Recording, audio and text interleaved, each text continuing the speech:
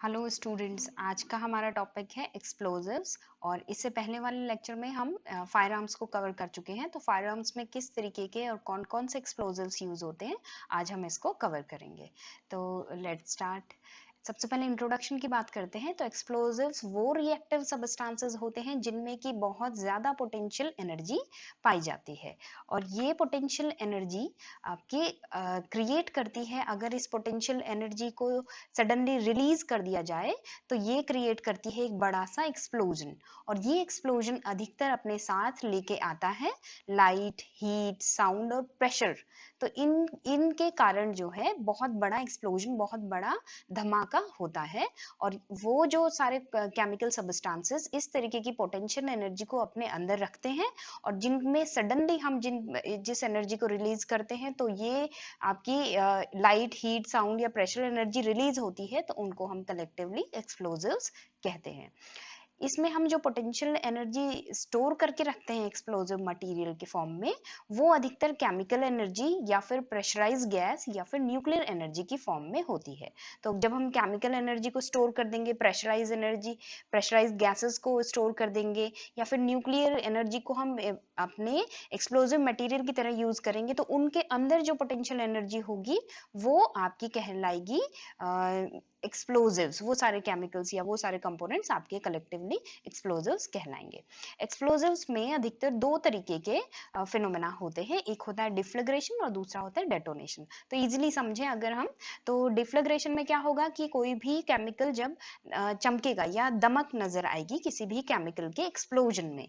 और डेटोनेशन में क्या होगा, जो भी केमिकल जब एक्सप्लोजिव है, जो एक्सप्लोजिव, उसमें आपके पर्टिकुलर डेटोनेशन या फिर धमाका टाइप का नजर आएगा। ओके, तो डिफ्लग्रेशन में चमक या दमक नजर आएगी जब एक्सप्लोजन होगा, और डेटोनेशन में धमाका होगा अगर एक्सप्लोजन होता है एक्सप्लोजिव मटेरियल का। तो ये दो तरीके की एनर्जी रिलीज प्रोसेस होती है एक्सप्लोजिव्स के साथ।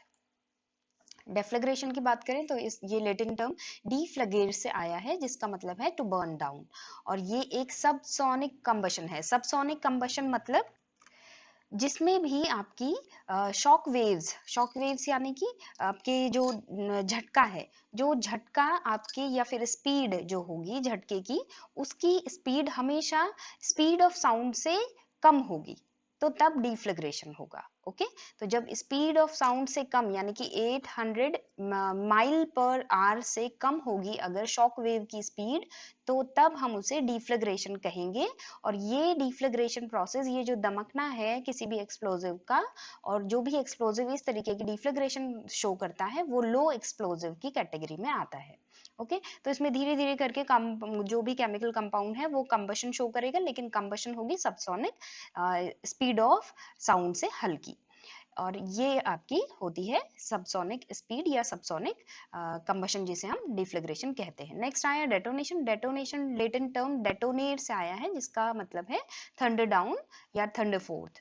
इसमें क्या होगा, स्पीड जो है शॉक वेव की स्पीड हमेशा सुपरसोनिक होगी। सुपरसोनिक मतलब कि इसकी स्पीड स्पीड ऑफ साउंड से ज्यादा होगी, यानी कि 800 माइल पर आवर से ज्यादा स्पीड होगी शॉक वेव की। झटके की गति 800 माइल पर आवर से ज्यादा होगी। जब ये सारे एक्सप्लोजिव जो इस तरीके का डेटोनेशन शो करते हैं रिएक्शन के फॉर्म में, वो हाई एक्सप्लोजिव्स कहलाते हैं। यहाँ पे आपके जो भी कंपोनेंट्स होते हैं वो कलेक्टिवली आइदर डिफ्लग्रेशन शो कर सकते हैं और डेटोनेशन शो कर सकते हैं, या फिर दोनों कलेक्टिवली डिफ्लग्रेशन के बाद डेटोनेशन भी शो करते हैं। क्लासिफिकेशन ऑफ एक्सप्लोजिव्स, तो वही डिफ्लग्रेशन और डेटोनेशन के बेसिस पे हम एक्सप्लोजिव्स को दो भागों में बांटते हैं। एक वो जिनमें डिफ्लग्रेशन होगा, जिनमें दमक होगी, लो एक्सप्लोजिव्स। एक वो जिनमें डेटोनेशन होगा, जो धमाका शो करेंगे रिएक्शन के फॉर्म में, वो हाई एक्सप्लोजिव्स कहलाएंगे। यहाँ पे लो एक्सप्लोजिव्स को हम दो कैटेगरी में बांटते हैं, प्रोपेलेंट्स और पायरोटेक्निक्स। और इसमें प्रोपेलेंट्स में आते हैं नाइट्रोसेलुलोज, नाइट्रोगुएनिडीन। पायरोटेक्निक्स में आते हैं KClO4, KNO3 और मैग्नीशियम। नेक्स्ट हाई एक्सप्लोजिव्स, जिनमें डेटोनेशन होता है, जिनमें धमाका होता है, उनमें आते हैं प्राइमरी एक्सप्लोजिव्स और सेकेंडरी एक्सप्लोजिव्स। इसमें आते हैं मर्क्यूरी, फल्मिनेट और लेड एजाइड। जबकि सेकेंडरी एक्सप्लोजिव्स में आते हैं TNT, RDX और आपके अमोनियम नाइट्राइड्स। हाई एक्सप्लोजिव्स को देखें तो बेसिकली अगर जो भी कंपाउंड हमने कहा यहाँ पे डिफ्लेग्रेशन होती है पहले, फिर डेटोनेशन होती है, तो अधिकतर जो एक्सप्लोजिव्स होते हैं वो डेटोनेशन शो करते हैं। और हम यहाँ पे उसी बेसिस पे हाई एक्सप्लोजिव्स को, जिनमें डेटोनेशन हो रही है, उसको 3 कैटेगरी में भी बांटते हैं कई सारे ऑथर्स। तो उसी के बेसिस पे हम यहाँ पे हाई एक्सप्लोजिव्स को 3 कैटेगरी में डिवाइड कर रहे हैं। पहला है प्राइमरी, दूसरा सेकेंडरी और तीसरा टर्शरी। और ये सारी लिस्ट है प्राइमरी, सेकेंडरी और टर्शरी हाई एक्सप्लोजिव्स की। रादर हमने पहले वाले क्लासिफिकेशन में देखा था कि हाई एक्सप्लोजिव्स प्राइमरी और सेकेंडरी टाइप के होते हैं। ओके, यहाँ पे हम टर्शरी को भी मेंशन कर रहे हैं, और ये आपके अधिकतर इमल्शन, वाटर जेल और स्लरी के फॉर्म में, सॉल्यूशंस के फॉर्म में होते हैं। तो आगे देखते हैं क्या है इनमें डिफरेंसेस। लो एक्सप्लोजिव से शुरू करें तो ये बर्न होते हैं, ये सिंपली बर्न होंगे, जलेंगे, और एक्सप्लोजन इनमें नहीं होगा, कोई भी धमाका इनमें नहीं होगा अचानक से। इनमें जो केमिकल रिएक्शन होगी वो कंपैरेटिवली स्लो होगी अदर एक्सप्लोजिव से। और इसमें जो भी आपकी बर्निंग प्रोसेस होगी वो 20 सेंटीमीटर पर सेकेंड के अकॉर्डिंग उसकी रेट होगी। एग्जाम्पल्स हैं इसमें ब्लैक पाउडर, जिसे गन पाउडर भी कहते हैं, या फिर नाइट्रोसेल्युलोज, जिसे स्मोकलेस पाउडर भी कहते हैं। ब्लैक पाउडर या गन पाउडर की बात करें तो ये मिक्सचर होता है 75% पोटेशियम नाइट्रेट, 15% चारकोल और 10% सल्फर का। और इसे हम इस्तेमाल करते हैं ब्लास्टिंग में, जहाँ पे भी जैसे रोड्स वगैरह बन रही है तो वहाँ पे ब्लास्टिंग में यूज करते हैं, शेल्स में यूज करते हैं, और इग्निटर्स के फॉर्म में यूज करते हैं जब भी प्रोपेलेंट्स पे हम काम कर रहे होते हैं। तो डेटोनेशन से जस्ट पहले हम इन्हें इस्तेमाल करते हैं डिफ्लेग्रेशन के लिए, दैट इज ब्लैक पाउडर या गन पाउडर। नेक्स्ट है स्मोकलेस पाउडर या नाइट्रोसेल्यूलोज, जिसे हम कह रहे हैं, इसे हम बनाते हैं सेल्यूलोज और या नाइट्रिक एसिड से या फिर सल्फ्यूरिक एसिड से हम इसे बनाते हैं। तो इन दोनों के कंपोजिशन से एक पर्टिकुलर केमिकल रिएक्शन होती है, उससे हमें नाइट्रोसेल्यूलोज मिलता है। ये स्मोकलेस पाउडर होता है क्योंकि इसमें स्मोक नहीं बनता है, कोई भी धुआं नहीं बनेगा, लेकिन जो गैसेस हैं वो रिलीज होंगी, like carbon dioxide, carbon monoxide, nitrogen, water vapour, ये गैसेस इसमें रिलीज होती है। प्राइमरी एक्सप्लोजिव्स की बात करें तो ये इनिशिएटिंग एक्सप्लोजिव्स होते हैं, डेटोनेटर्स जिन्हें हम कहते हैं, और ये हाईली सेंसिटिव होते हैं, एक्सप्लोजन कॉज करते हैं, धमाका करते हैं, और हल्का सा भी इन्हें झटका लगे तो ये सीधे बर्नड आउट होते हैं। एग्जाम्पल्स हैं इसमें लेड एजाइड, मर्क्यूरी फल्मिनेट, टेट्रासीन और डायजो डाइनाइट्रोफिनॉल। हाई एक्सप्लोजिव्स के फॉर्म में हम देखें तो इनको हम सेकेंडरी एक्सप्लोजिव्स भी कहते हैं। अधिकतर सेकेंडरी एक्सप्लोजिव्स के फॉर्म में हाई एक्सप्लोजिव्स को साइमल्टेनियसली हम यूज करते हैं, और ये हायर एनर्जी कंटेंट होते हैं प्राइमरी एक्सप्लोजिव्स के कंपैरिजन में। ये अधिकतर स्टेबल होते हैं, लेकिन इनसेंसिटिव होते हैं फायर से या मैकेनिकल शॉक से। तो ये इनका एक थोड़ा सा डिमेरिट होता है कि ये इनसेंसिटिव होते हैं फायर से। वन मोर थिंग, इसमें एग्जांपल्स देखें हम तो सिंगल कंपाउंड्स के फॉर्म में एक्सप्लोजिव्स यूज होते हैं जब, तो वो है अमोनियम नाइट्रेट या फिर 2,4,6 ट्राइनाइट्रोटोलिन, टीएनटी जिसे हम कहते हैं, पेंटा इरिथ्रिटॉल टेट्रानाइट्रेट, पीईटीएन जिसे कहते हैं, या साइक्लोनाइट जिसे आरडीएक्स भी कहते हैं। सिंगल कंपाउंड एक्सप्लोजिव्स हैं जिसमें एक ही कंपाउंड को हम as a explosive, high explosive use कर रहे हैं। कुछ आते हैं बाइनरी एक्सप्लोजिव्स, जिसमें एक से ज्यादा एक्सप्लोजिव्स के मिक्सचर्स होते हैं, हाई एक्सप्लोजिव्स के मिक्सचर्स होते हैं। तो ये बाइनरी एक्सप्लोजिव जिसमें मिक्सचर होगा टीएनटी, और टीएनटी के साथ कोई और एक्सप्लोजिव हम यहाँ पे यूज करेंगे। टीएनटी को क्यों यूज कर रहे हैं बेसिकली, तो इसलिए क्योंकि ये लो मेल्टिंग पॉइंट शो करता है। एग्जाम्पल्स हैं इसमें एमेटॉल, जो टीएनटी और अमोनियम नाइट्रेट से बनता है, जिसमें दोनों का हाफ हाफ कंपोजिशन हम लेते हैं। दूसरा है पेंटोलाइट, जिसमें हम टीएनटी और पीईटीएन यूज करते हैं, जिसमें दोनों का 50% हम यूज करते हैं। नेक्स्ट आता है ट्रोपेक्स, जिसमें हम 40% आरडीएक्स यूज करते हैं, 40% टीएनटी यूज करते हैं, और 20% ऑल अदर पाउडर्स हम इसमें यूज करते हैं। नेक्स्ट आया plastic explosives. Plastic explosives moulded explosives के फॉर्म में होते हैं, और ये कॉम्बिनेशन होते हैं अलग अलग एक्सप्लोजिव्स के। तो इसमें प्लास्टिक स्टेट में रहते हैं क्योंकि हम इनको हाथों से मोल्ड कर सकते हैं और अलग अलग शेप्स में इसे डिजाइन कर सकते हैं, तो इसलिए ये प्लास्टिक एक्सप्लोजिव्स कहलाते हैं। और इनसे कोई भी सीरियस रिस्क नहीं होता है हमें जब इन्हें बना रहे होते हैं, तो ये plastic explosives less serious category में आते हैं वाइल प्रिपरेशन।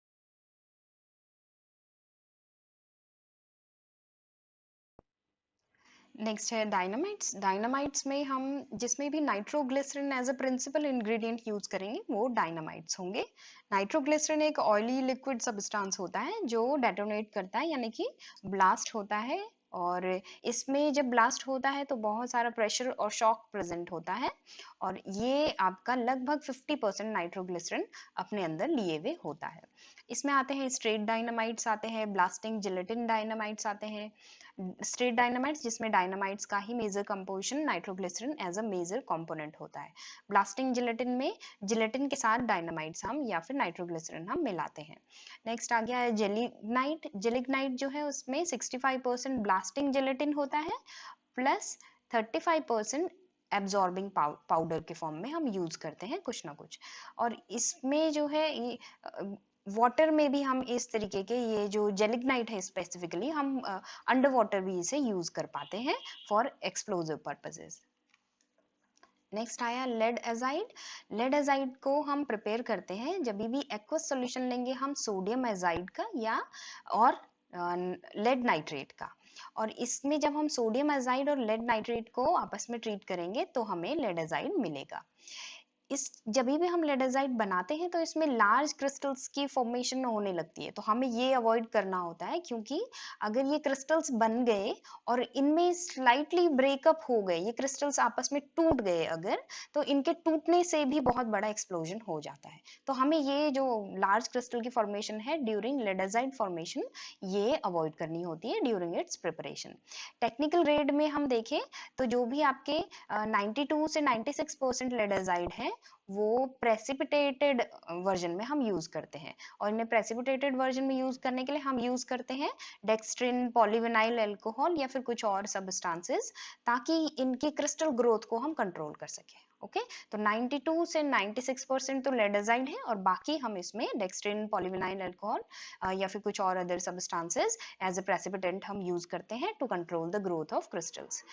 नेक्स्ट आते हैं डेटोनेटर्स में। इसमें इनिशिएट होते हैं ये सेकेंडरी एक्सप्लोजिव्स के साथ, और ब्लास्टिंग कैप्स के फॉर्म में भी हम इसे यूज करते हैं ताकि सेकेंडरी एक्सप्लोजिव जो है वो इग्नाइट हो सके। नेक्स्ट इसमें हम एक और फिनोमेना यूज करते हैं, इसमें हम फ्लेमेबिलिटी को बढ़ा सकते हैं बाय यूजिंग लेड ट्राइनाइट्रो रिसोर्सिनेट। तो अगर हम लेडेजाइड में लेड ट्राइनाइट्रो रिसोर्सिनेट मिला दें तो हम इसकी फ्लेमेबिलिटी को बढ़ा सकते हैं, तो इसकी जो आग लगने की या इसमें जो इग्निशन होने की प्रॉपर्टी है, फ्लेम बनने की प्रॉपर्टी, उसको बढ़ा सकते हैं। नेक्स्ट है ट्राइनाइट्रोटोलिन, टीएनटी जिसे हम कहते हैं। तो ये इंडस्ट्री में 3 स्टेप प्रोसेसेस में बनता है। पहले हमने क्या करना है, टाउलिन को नाइट्रेशन करनी है टाउलिन की। तो टाउलिन को हम रिएक्ट कराएंगे सल्फ्यूरिक एसिड से या और नाइट्रिक एसिड से, और ये हमें देगा मोनोनाइट्रोटोलिन। ओके, तो toluene plus sulphuric acid plus nitric acid gives us mononitrotoluene. इस मोनोनाइट्रोटोलिन को हम फिर से रीनाइट्रेट करेंगे। पहले तो हम सेपरेट करेंगे, इसको आइसोलेट कर लेंगे एमएनटी को, और फिर हम इसे रीनाइट्रेट करेंगे यानी कि दोबारा से इसका नाइट्रेशन कराएंगे डाइनाइट्रोटोलिन बनाने के लिए। और फिर जब डाइनाइट्रोटोलिन हमें मिलेगा तो फिर हम उसे सेपरेट करेंगे और फिर उसकी भी हम दोबारा से नाइट्रेशन कराएंगे, और फिर हमें नाइट्रेशन वही हम फिर सल्फ्यूरिक एसिड और नाइट्रिक एसिड यूज करेंगे, या फिर सल्फ्यूरिक एसिड की जगह पे हम ओलियम भी यूज कर सकते हैं। Oleum is a by product, जो अब सल्फ्यूरिक एसिड पाथवे आपने पढ़ा होगा किस तरीके से सल्फ्यूरिक एसिड प्रोडक्शन होता है, तो उसमें बीच में ओलियम भी बनता है, तो उस या फिर ओलियम से भी सल्फ्यूरिक एसिड फॉर्मेशन होता है, तो इसलिए हम ओलियम या sulphuric acid vice versa use कर सकते हैं। तो हमने डीएनटी को नाइट्रिक एसिड और ओलियम के साथ ट्रीट किया तो हमें टीएनटी मिल जाएगा फाइनली। तो 3 स्टेप प्रोसेस में ये इंडस्ट्री में बनता है। इसको हम मोस्टली यूज करते हैं explosives in military, industrial area या माइनिंग में इस्तेमाल करते हैं इसे एज एन एक्सप्लोजिव। अब देखो ये जो है वेट एनवायरमेंट्स में भी, जहाँ भी बारिश वगैरह हो रही हो वहाँ भी इस्तेमाल किया जा सकता है, जहाँ ह्यूमिडिटी ज़्यादा हो वहाँ भी इस्तेमाल किया जा सकता है। क्यों? क्योंकि ये ना पानी के साथ घुलता है और ना ही पानी को एब्जॉर्ब करता है अपने अंदर, तो ये इसलिए वेट एनवायरमेंट्स में भी एफिशिएंटली यूज कर लिया जाता है। ये स्टेबल होता है in comparison of other high explosives. Next है गन पाउडर को ब्लैक पाउडर भी कहते हैं और ये लो एक्सप्लोजिव की कैटेगरी में आता है।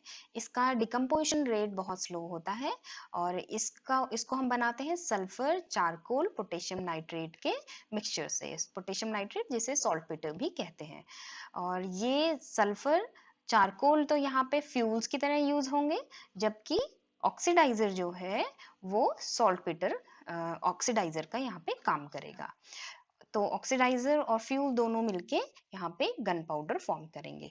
ऑक्सीडाइजर के फॉर्म में सॉल्टपेटर और फ्यूल के फॉर्म में सल्फर और चारकोल है। इसके लिए जो सिंपल केमिकल रिएक्शन यूज होगी वो है आपके दिस वन। तो हमने क्या किया, पोटेशियम नाइट्रेट, सल्फर और कार्बन का मिक्सचर लिया तो हमें यहाँ पे ये कॉम्बिनेशन मिल गया and this one is a gun powder. Next है इसमें बर्निंग प्रॉपर्टी, इसकी बर्निंग प्रॉपर्टी और इसकी जो अमाउंट ऑफ हीट और गैस रिलीज होती है जब हम इसे इसमें इग्नाइट करते हैं इसे, तो इसी प्रॉपर्टी के कारण हम इसे एज अ प्रोपेलेंट यूज करते हैं फायर आर्म्स में। तो मोस्टली रॉकेट प्रोपेलेंट्स हो गए या फिर आपके फायर आर्म्स लाइक गन्स और शॉर्ट गन्स और लॉन्ग गन्स हो गए, इनमें हम एज अ प्रोपेलेंट इसे यूज करते हैं। नेक्स्ट है ये ज़्यादातर इस्तेमाल होता है ब्लैक राउंड्स में, जो भी ब्लैंक राउंड चलाने हो हमें शॉटगन्स वगैरह से, या फिर सिग्नल फ्लेयर्स के फॉर्म में यूज़ होता है कि सही सिग्नल देना हो तो धुआं उड़ाने के लिए, और बर्स्ट चार्जेस के फॉर्म में यूज़ होता है, या फिर रेस्क्यू लाइन लॉन्चर्स के फॉर्म में यूज़ होता है। क्योंकि ये आपका लो एक्सप्लोजिव है तो ये दमकेगा, यानी कि अ, आपकी चमक ज़्यादा बनाएगा इंस्टेंट धमाके के कंपैरिजन में हम देखें तो इसलिए ये ज़्यादातर इन सारी चीज़ों में इस्तेमाल किया जाता है। नेक्स्ट है नाइट्रोग्लिसरिन। नाइट्रोग्लिसरिन एनजी जिसे हम कहते हैं, ये बना होता है प्योर ग्लिसरिन को जब हम concentrated mixture of nitric acid या फिर सल्फ्यूरिक एसिड के साथ ट्रीट करते हैं, तो उसके बाद जब हम ग्लिसरिन, नाइट्रिक एसिड और सल्फ्यूरिक एसिड के मिक्सचर को ट्रीट करने के बाद उसे कूल करते हैं, हिलाते हुए, स्टीरिंग करते हुए, और फिर कूलिंग करने के बाद हम उनको सेपरेट करते हैं, उसमें जो नाइट्रोग्लिसरिन बन गया उसे सेपरेट करते हैं बाय यूजिंग सेपरेटर।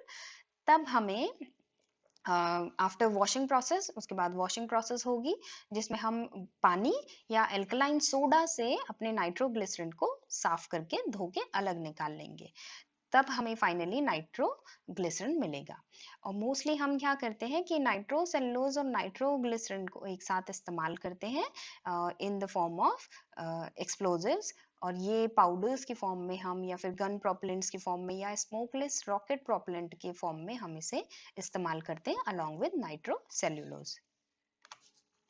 नेक्स्ट है प्रोपेलेंट। क्या चीज है प्रोपेलेंट? जिस भी चीज में आप प्रोपेल कर सकते हैं, जिस भी चीज को आप फेंक सकते हैं तो दूर तक जो अपना प्रोपेल करता हुआ जाए, ऐसा सबस्टांस। तो कोई भी केमिकल सबस्टांस जिसमें कि प्रोडक्शन होता है एनर्जी का, या फिर प्रेशराइज गैस के थ्रू हम क्या करते हैं, प्रोपेल, किसी भी चीज को धक्का मारते हैं, उसे हम प्रोपेलेंट कहेंगे। ओके, तो ऐसा केमिकल सबस्टांस जो एनर्जी और प्रेशराइज गैस के थ्रू फॉर्म होगा, और ये मूवमेंट करेगा, किसी भी चीज को मूव कराने में हेल्प करेगा, या फिर प्रोपेल कराने में हेल्प करेगा, या प्रोजेक्टाइल मोशन में हेल्प करेगा।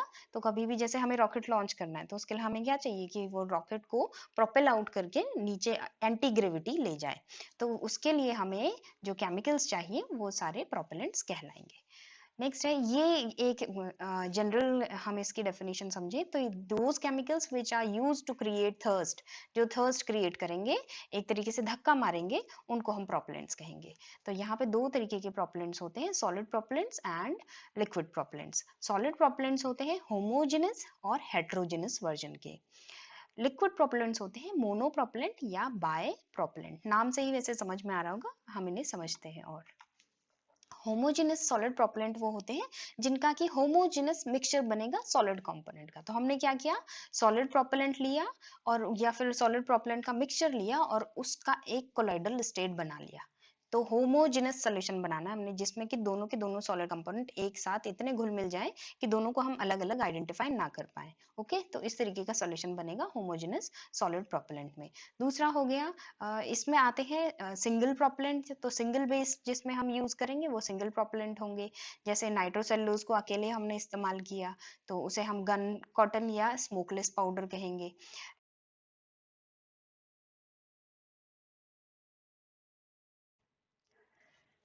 नेक्स्ट है सॉलिड प्रोपेलेंट, तो जिसमें दो मटेरियल्स हम दो कंपोनेंट्स हम दो प्रोपेलेंट्स को हम यूज करते हैं एक्सप्लोजिव्स के फॉर्म में, तो यहाँ पे इसे डबल बेस प्रोपेलेंट हम कहेंगे।